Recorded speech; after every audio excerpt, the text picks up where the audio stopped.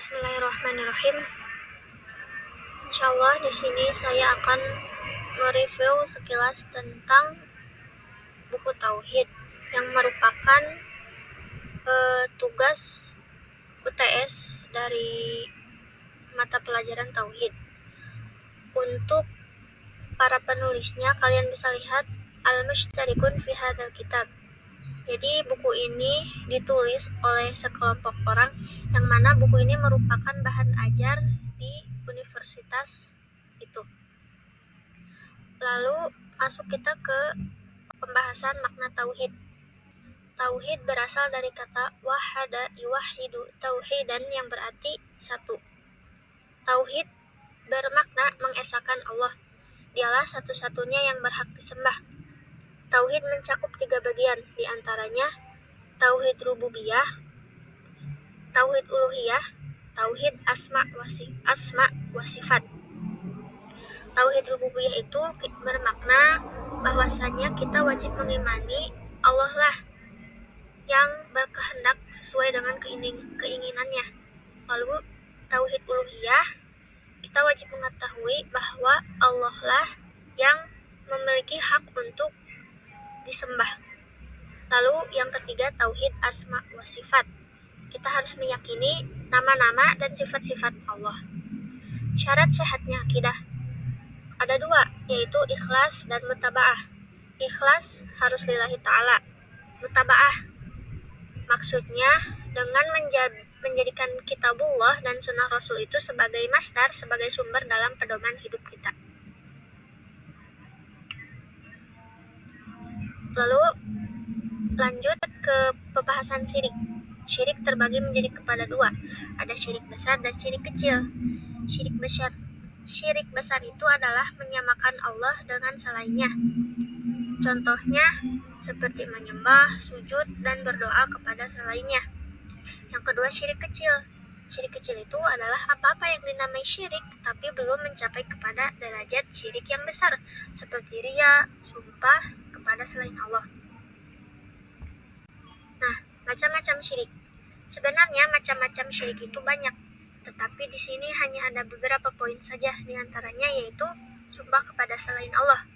Sumpah bermakna mengagungkan dengan azam yang kuat atas suatu perbuatan, seperti kata demi Rasul, demi hidupmu. Lalu yang kedua, mengalungkan jimat. Maksudnya di sini adalah untuk menghindari dari musibah, kesialan, menyembuhkan penyakit. Kita harus meyakini bahwasannya Allah lah yang berhak untuk mengatur semua itu. Kita berdoa kepada Allah, bukan malah mengalungkan jimat. Lalu yang ketiga, menyembelih untuk selain Allah. Yang keempat, safar untuk ziarah kubur para wali, yang di mana di sini itu sampai menjadi sebuah kebiasaan. Misalnya setiap Idul Fitri dan di setiap waktu itu, di hari itu, di setiap waktu itu, yaitu pasti ziarah. Nah itu kayak termasuk karena sebuah kebiasaan, sebuah adat, jadinya terus-terusan itu disebut syirik. Bisa terjadinya syirik. Ziarah itu secukupnya saja. Lalu yang kelima, tabarruk bil amwat, artinya meminta barokah dan mengharap untuk mendapatkan sesuatu darinya. Ingatlah bahwasanya Allah lah yang berhak dipinta, bukan malah minta kepada yang sudah wafat. Lalu iman kepada nama-nama Allah dan sifatnya. Seorang muslim tidak boleh mensifati Tuhannya kecuali dengan apa yang telah datang dari Al-Quran dan hadis. Jadi kita wajib mengimani Allah sesuai apa yang sudah datang dari Quran dan hadis. Lalu tidak menyerupakan Allah dengan makhluk ciptaannya, dan juga tidak menghilangkan atau tidak meniadakan apa-apa yang sudah ditetapkan kepada dirinya. Lalu tingkatan iman. Ya, sekilas saja tingkatan iman itu yang paling tinggi adalah la ilaha illallah, dan yang paling rendah adalah menyingkirkan gangguan dari jalanan. Lalu iman kepada malaikat. Kita harus mempercayai bahwa karena Allah, malaikat ada sebagai makhluk yang tercipta dari cahaya.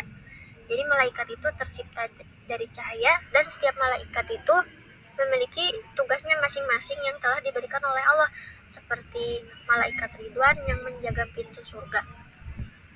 Lalu iman kepada kitab yang diturunkan. Kita mempercayai bahwa karena Allah, kitab-kitab diturunkan kepada para nabi dan rasulnya. Dan kitab itu adalah perkataan Allah yang benar. Dan di dalam kitab itu semuanya itu adalah kebenaran, hak, petunjuk, dan cahaya. Lalu iman kepada Rasul. Kita harus mempercayai bahwa karena Allah, Rasul itu diutus untuk berdakwah kepada umat agar dapat menjunjung mereka kepada jalan kebenaran, sehingga mereka selamat di dunia dan di akhirat.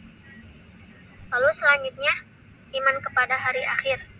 Mempercayai dengan semua apa yang datang di dalam Quran itu, kita harus percaya kepada hari akhir, bahwasanya di Quran itu telah dijelaskan seperti hari kiamat, hari akhir, dan Nabi Shallallahu Alaihi Wasallam telah memberitahu tentang apa-apa saja yang terletak setelah maut, dari fitnah kubur dan adab dan juga nikmatnya, dan juga keadaan-keadaan kiamat kubro, hari kebangkitan, hari penghisaban, hari penimbangan, surga dan neraka. Haud wasirat.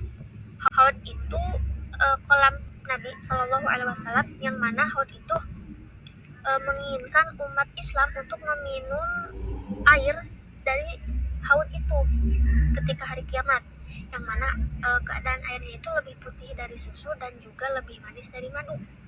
Dan wadah-wadahnya itu haud terbuat dari bintang-bintang di langit yang panjang dan lebarnya sangat-sangat luas dan besar. Dan barang siapa yang meminumnya, maka tidak akan pernah merasakan haus dahaga untuk selamanya. Lalu sirat itu jembatan yang menancap di belakang jahanam antara surga dan neraka. Manusia melewatinya sesuai dengan takdir amal-amal mereka. Ada yang melewatinya seperti kedipan, kilat, angin, dan lain-lain.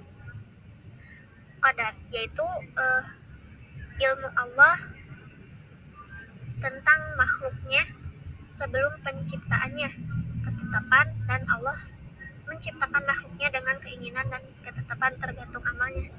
Jadi qadar itu adalah segala sesuatu yang sudah Allah tetapkan sebelum proses penciptaan manusia, ketika manusia itu hidup, dan bagaimana akhir dari manusia itu. Lalu rukun-rukun Islam, langsung saja. Rukun Islam itu ada 5, syahadatain, salat, zakat, puasa, dan haji. Lalu yang terakhir adalah sunnah dan bid'ah. Sunnah itu secara bahasa adalah jalan.